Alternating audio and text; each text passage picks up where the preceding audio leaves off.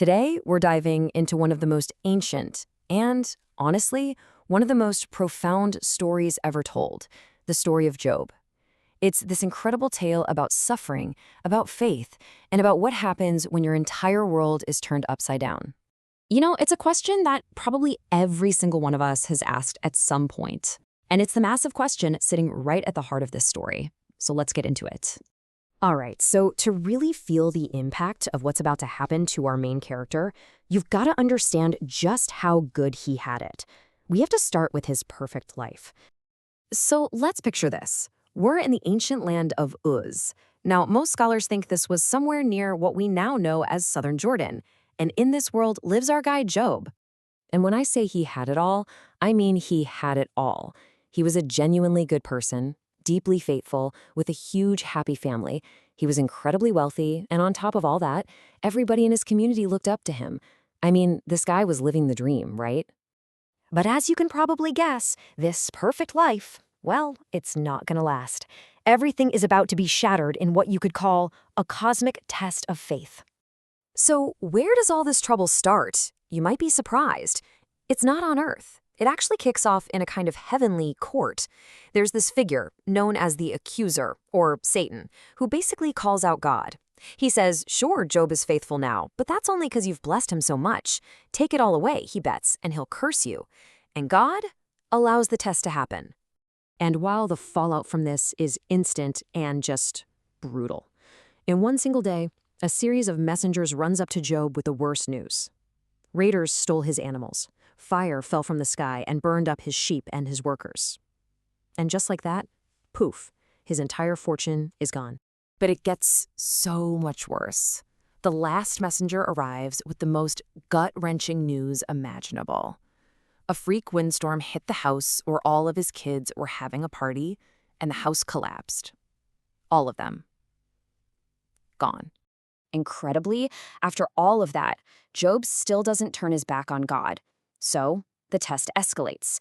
Now, Job himself is hit with these horrible, painful sores that cover his entire body. At this point, he has lost absolutely everything: his money, his family, and now his health. So here's Job with literally nothing left, sitting in a pile of ashes when 3 of his friends come to visit. And their arrival starts what is really the core of the whole story, the great debate. And this is where things get really fascinating. See, Job's friends show up with a very simple idea, something everybody back then believed. If you're suffering, it must be because you've sinned. It's a punishment.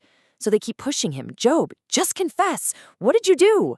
But Job stands his ground. He insists, I'm innocent. And this creates this incredible tension. He knows he's a good man, so in his mind, what's happening to him makes zero sense. And you can just feel his pain here, right? This isn't just about physical suffering anymore. This is a full-blown crisis of faith. He's wrestling with a reality that has completely broken his understanding of the world. He's not just crying out, why me? He's demanding a chance to face God and argue his case. So after all this back and forth, all this agonizing debate, Job finally gets his wish. But the answer he gets is not at all what he, or frankly anyone, would have expected. And this is a major turning point. God doesn't just show up quietly. No, God speaks from a massive, powerful whirlwind. You can just imagine the scene. The stage is set for something huge. But here's the twist. God doesn't give Job the neat and tidy explanation he's been demanding. Instead, God hits him with this flood of mind-bending questions. Job, where were you when I created the entire universe? Can you tell the lightning where to go? And the point isn't to make Job feel small. It's this breathtaking lesson in perspective. God is basically showing him that the universe is so incredibly vast and complex that one person's point of view is just too limited to see the whole picture. And in that moment, it all clicks for Job. He doesn't get the answer to why, but he understands something much, much deeper. He realizes that his human mind just isn't equipped to get it all. And he goes from demanding answers to just being in this state of humble awe, ready to trust a wisdom that's way beyond his own.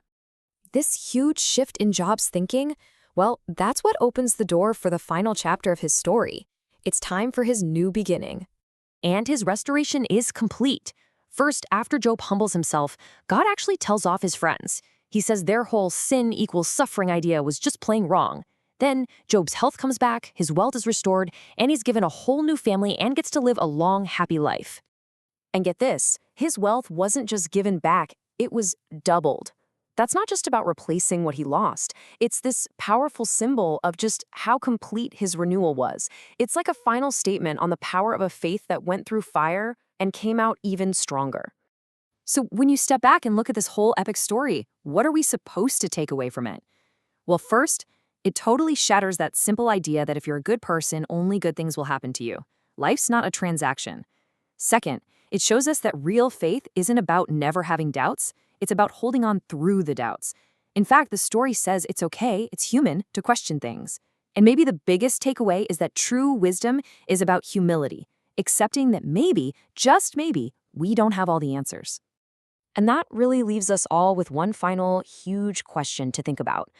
Maybe the point of this story isn't about finding the reason for our suffering, but about finding meaning in spite of it. It pushes us to ask ourselves what faith really looks like when we're facing life's biggest mysteries. Thanks for joining me.